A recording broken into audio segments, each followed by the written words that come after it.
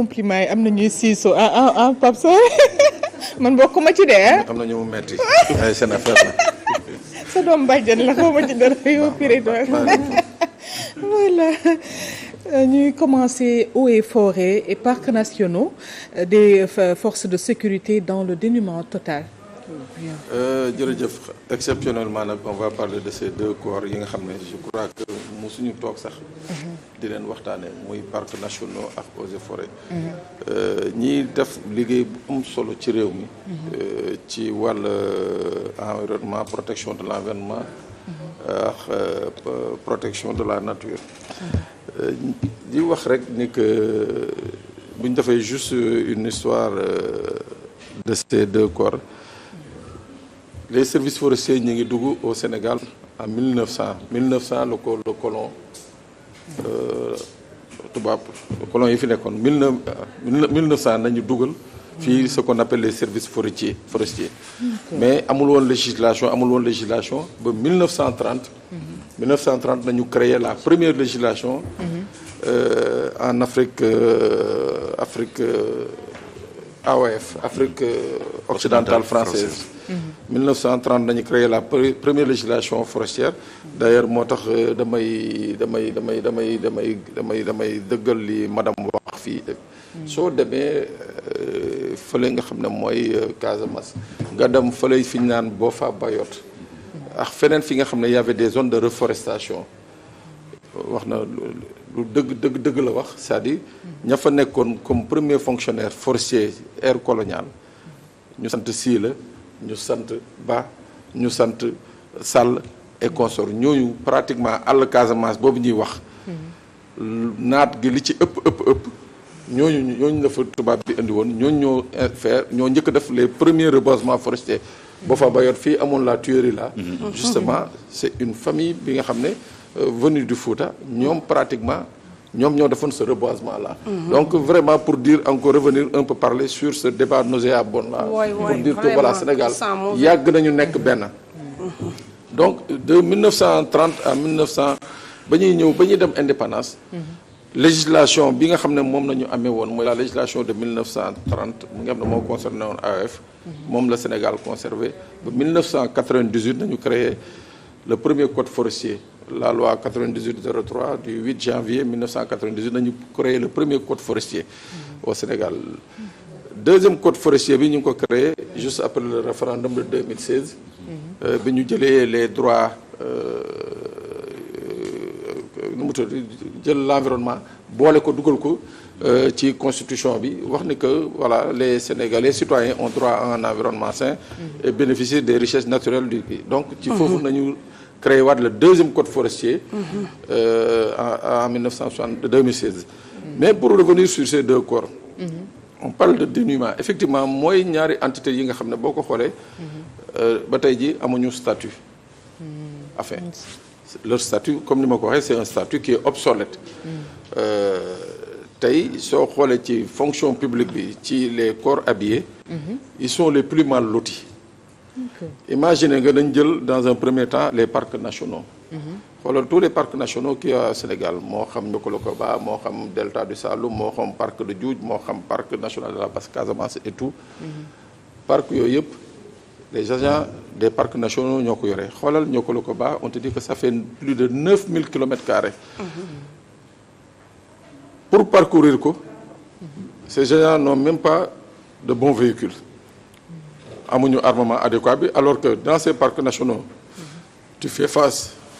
au danger bi nga xam ne mooy animaux sauvages yi tu fais face au braconnage mooy ñi nga xam ne dañuy ñëw pour rey yenn mala yi jël moo xam bu dee éléphant jël seen défense bu dee yenn mala yi am lu ñuy jël ci ñoom donc ces gens là ba tey jii ils sont restés dans le dénuement total malgré qu'il y a eu ce fameux contrat de 45 milliards bi nga xam ne moom la ñu signé woon pour ñoom mais contrat boobu nga xam ne dañ ne woon ay armes ay oto ay équipement ay drone loolu yëpp dañ leen koy jox pour ñoom ñu mën a def seen liggéey boo demee dans les parcs aujourd'hui les gens peinent à faire leur travail donc loolu mu nekk la nga xam ne je crois que waaw Petit Boubé très bien yow xam nga Petit Boubé. voilà donc ce micro. voilà donc voilà donc ñooñu tey ñoom nañ ne ñoo war a yore la surveillance de nos parcs nationaux. soo demee actuellement fële ñu naan Niokolo xam nañu c'est une zone d'orpaillage pratiquement clandestin. soo xoolee site orpaillage clandestin yu bëri léegi dañu dugg ba ci biir parc bi. c'est-à-dire di atteindre l'écosystème du parc. am na ci ay villages yi nga xam ne ñemeetuñu naan ndox maanaam gas teen naan tellement que ñii nga xam ne dañuy def orpaillage bi dañuy utiliser ay produits yi nga xam ne comme cyanure et consorts di ko utiliser ba nga xam ne ay produits toxiques nit ñi ñemeetuñu naan ñemeetuñu sangu ci ndox boobu. au même moment l'État quand je parle de l'État je parle ñi fi jaaroon ba ñi fi nekk nii. amu ci kenn ki nga xam ne def nga un effort notoire pour justement ces parcs alors que tey parc national du Niokolo-Koba dafa nekk un patrimoine classé de l'UNESCO mu waroon nekk béréb bi nga xam ne un site touristique attractif man war naa fa mën a jóg yow jóg ànd ak njabootam dem foofu ne dafay def un séjour mais tey à cause de la vétusté des moyens yi nga xam ne moom la agent parcs nationaux yi yore à cause de la faiblesse de leurs moyens amul benn citoyen bu ñëwee dem foofu parce que il n'est pas sûr que ñu garantir sa sécurité muy benn ñaar braconnage bi dafa gën a accentuer parce que gànnaay yi nga xam ne si seen tour nañu signé ce contrat de 45 milliards gisuñu ko yoruñu gànnaay yooyu yoruñu équipement yooyu pour surveiller beneen bi mooy que l'écosystème même du parc est en train d'être détruit waaw l'écosystème est en train d'être détruit tey ñu nekk ci ère bi nga xam ne je le rappelle constitution 2016 bi ñu defee référendum dañ ko inclure di que l'environnement c'est un droit pour tous les Sénégalais mais imagine nga cette biosphère bi nga xam ne moom nañu yoree foofu tey ñu toog di xool ba nga xam ne ce sera la proie des braconniers ou bien des orpailleurs clandestins ba nga xam ne mala yi nga xam ne ñoo fa waroon nekk nit ñi di fa dem di ko visiter mala yooyu daañu fa jógee traverser dem yeneen dëkk parce que nag on se rappelle que le parc du Niokolo-Koba est frontalier à la Guinée où il y a un autre parc bi nga xam ne facilement animaux yi mën nañ jógee fii bu seen quiétude s'ils sont dérangés dans leur quiétude jógee foofu dem ci beneen parc beneen dëkk donc loolu yëpp mu nekk la nga xam ne l'État le gouvernement actuel doit mettre les moyens nécessaires pour ces gens beneen bi fexe ba nga xam ne li ñuy wax statut ñu defal leen ko ñu ñëw ci parc kii eaux et forêts boo xoolee c'est pratiquement l'une des premières écoles bi nga xam ne tubaab bi daf ko installé l'une des premières écoles de formation tubaab bi mu nekkee fii avant non indépendance bokk na ci école yi ñu gën a njëkk a installé fii mooy école des agents techniques des eaux et forêts du Sénégal état du Sénégal ñëw dëggal ko renforcer ko et tout donc par eaux et forêts ñoom pratiquement boo xoolee ci wàllu environnement ci wàllu sunu protection naturelle reboisement ak yeneen yi nga xam ne dañ ci nekk tey ñoom it ils vivent la même situation ak ñi nga xam ne ñooy les agents des parcs nationaux xoolal tey la déforestation elle est due à quoi au manque de moyens bi nga xam ne eaux et forêts amuñu ko xoolal la coupe du bois en Casamance bu ñu la waxee ni que il y a quelques années 2-3 ans ci gannaaw jusqu'à 250 milliards de bois da doon jógee Casamance di transiter par la Gambie pour aller en Chine eaux et forêts amuñu aussi ba Chine waaw 250 milliards de bois da doon jógee Casamance de bois rose l'un des bois bi nga xam les plus prisés eaux et forêts mënuñu ci dara parce que justement amuñu moyens humains yi mooy maanaam amuñu nit ñi amuñu matériel ba nga xam ne dañ leen permettre ñu vaquer à leur mission comme il le faut soo xoolee justement dans la zone du sud-ouest nga xam ne foofu la ñu gën a soxla seen présence quand je parle de la zone du sud-est mooy les régions de Ziguinchor Kolda Sédhiou Tambacounda Kédougou tey boo xoolee pratiquement c'est la déforestation totale maanaam ba tey ji soo xoolee même forêt classée yi nga xam ne moom nañ doon def avant ci temps wu Senghor temps wu Abdou Diouf di def ay forêt classée ou bien forêt villageoise plutôt bois de village pour permettre au moins d'entretenir benn certain cadre soo xoolee yooyu yëpp amatul maanaam c'est les dernières forêts actuellement les dernières forêts yi nga xam ne maamu madame bokk nañu ci ñi nga xam ne ñoom ñoo ko defoon fii Sénégal les dernières forêts sont en train de partir en lambeaux waaw eaux et forêts tey quelle que soit la volonté laa la wax la volonté quelle que soit formation quelle que soit la pertinence des agents ils n'ont pas les moyens pour faire face justement à ce drame-là ñun nag dañu jàpp ñun Sénégal dañu jàpp ne que peut-être que lépp taax la lépp du taax parce que gàncax gi dafa doon la nga xam ne dafa am solo waaw je parle en connaissance de cause xoolal tey jii on parle de l'exploitation du zircon là-bas à Abéné pourtant aire marine bi nga xam ne moo nekk foofu les agents de l'aire marine suñu leen laajoon ñoom seen avis je suis sûr et certain qu'ils n'auraient jamais accepté cette exploitation parce que fañ koy exploitation fi ñuy exploiter noonu à même pas 100 mètres il y a ce qu'on appelle une érosion côtière bi nga xam ne ça avance dangereusement bay dugg ci aire marine bi ci biir aire marine boobu État du Sénégal et ça il faut le dire hein il faut saluer pendant de longues années les différents ministres yi nga xam ne ñoo fi nekkoon de l'environnement se sont opposés à l'exploitation de ce parce que pour ñoom jàpp nañ ne que effectivement exploiter permettre l'exploitation d'une richesse tout en privant les populations de leur cadre de vie c'était pas nécessaire mais malheureusement zircon boobu ñu ngi ko commencé di exploiter sans tenir compte de l'avis des agents de l'aire marine protégée depuis 2014 ah depuis 2014 ñu ngi koy exploiter non waxuma bu jogo de bu jogo non je parle de Abéné ñu ngi koy soog a commencé exploiter non je parle pas de celui de jogo jogo nag war jogo ak Lompoul aussi jogo ak Lompoul non mais c'est la même chose mais xoolal Lompoul actuellement les populations sont en train de manifester parce que les quelques forêts yi nga xam ne naturel nga xam ne si population ñoo ko créé créé fa ay genre marigot ay lacs et tout ça ay hôtel tout cet écosystème va disparaître pour justement laisser place à l'exploitation du zircon moo tax je dis que aujourd'hui par rapport justement à la nouvelle constitution l'État du Sénégal dafa war a gën a regardant c'est-à-dire sur la protection de la nature et de l'environnement fexe ba nga xam ne dafa war a nekk une question nationale nañuy waxee sécurité urbaine maanaam ñun sunu sécurité fii ci biir dëkk bi nañu fexe ba aussi au niveau de nos forêts au niveau de nos parcs nationaux au niveau de notre écosystème national ñu am ci protection loolu moom lu am solo la et pour ça il faut que agents yooyu ñu créer leen un statut à hauteur de leur mission ba pare ñu leen di émuler avec des moyens qu'il faut d'ailleurs c'est l'occasion d'ailleurs de revenir sur le fameux contrat de 45 milliards yi nga xam ne si seen tour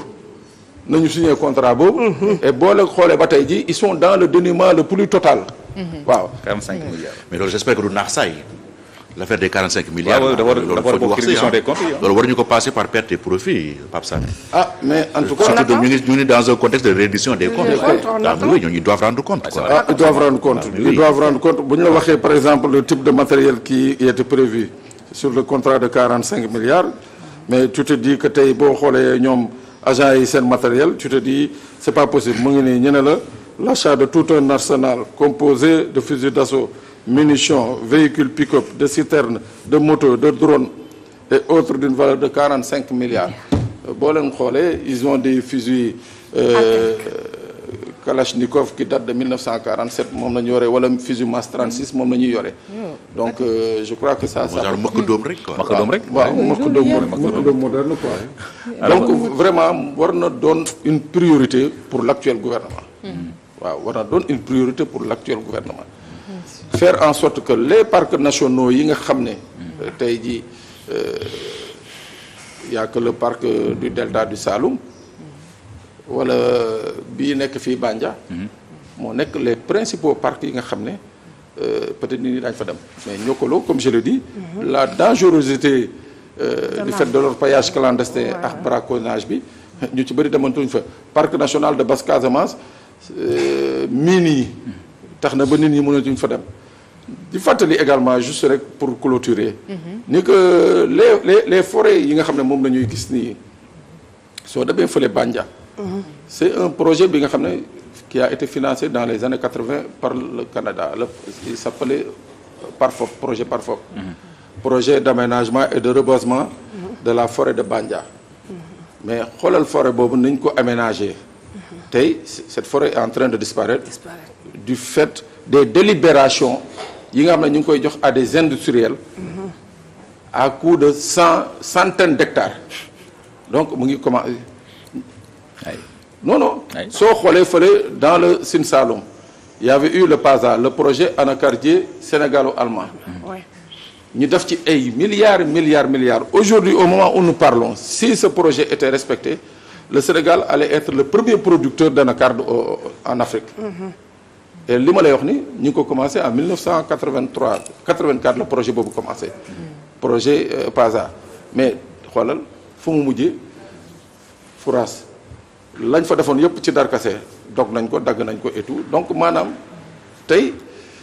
la nga xam ne bitim réew la jógee une manne financière c'est-à-dire c'est une coopération c'est par la coopération bilatérale lañ ko amee ci ay dëkk tey jii ce sont les propres nationaux les Sénégalais seen bopp ñoom ñoo koy détruiraat donc il faut que gouvernement bi privilégier la reforestation privilégier la surveillance des parcs nationaux ba nga xam ne vraiment daañu mën a am un écosystème bi nga xam ne sunu ay doom ak sët daañu ci mën a profité quoi revaloriser ko les parcs nationaux su ko revaloriser tey day dugal xaalis. tout à fait. non seulement da ngay conserver parcs yi mu nekk attractif yokk tourisme bi population yi dëkk environ même les Sénégalais de temps en temps nga am envie ak sa famille dem fa. fay li ngay fay keneen fay lu. c'est que ñun dañoo bari loo xam ne buñ ko exploité. ñu soxla ñu jëlee à l'extérieur xaalis. ni ko suñu gouvernement yi di wax vraiment ñu leen di encourager nekk seen gannaaw di leen jàpp mais am na loo xam ne ay niche la fii buñ ko exploité dañuy dem parce que xoolal dëkk Europe yi ñun li ñu am ñoom amuñu ko ils sont organisés bàyyiwuñu benn lu ndaw bàyyiwuñu ko lu ñu mën a exploité ko moderne mais nag vraiment li Pape Sané wax li mu résumé fii c'est vraiment c'est dommage. c'est dommage yàlla may nañu lépp te nit mënul nekk fu garab nekkul. garab li mu def ci nit dafa important mais ñun détruire garab environnement toppatoo wuñ ko loolu daf suñu gouvernement yi te dañu war a revenir en arrière ci loolu. xool bi fi colon yi nekkee dañu fi bàyyi ak ñun suñu gouvernement yi fi succédé di ñu yàq. tey technopole bi nañ ko sax. mais raison de plus tey ñuy taxaw ci parce que environnement moo ñuy dundal. moo ñuy dundal. dafa am solo. Bon, il y a le régisseur d'antenne là, Cheikh Yann Gomis, qui nous chasse du plateau. Ah bon, c'est le nouveau régisseur. Bon, c'est le régisseur d'antenne léegi. Vraiment c'est important. am na solo dañ ñëwaat ci insécurité bi incha allah. incha allah ak stratégie war a mettre semaine prochaine di la jaajëfal rek encore une fois Pape Sané. en tout cas kii na de li mu waxoon def na ko. non c'est bon non c'est bon yow je te vois venir waaw. En tout cas, merci beaucoup. Merci à Pierre-Edouard Faye, Lékan, invité. Merci beaucoup. Merci Seydina Omar Ba. Merci du côté technique à donc Issa Diagne, Serigne Aliou Keita, Pierre Dieng ci son bi ci caméra bi Kéba di leen di jox rendez-vous rek demain incha allah.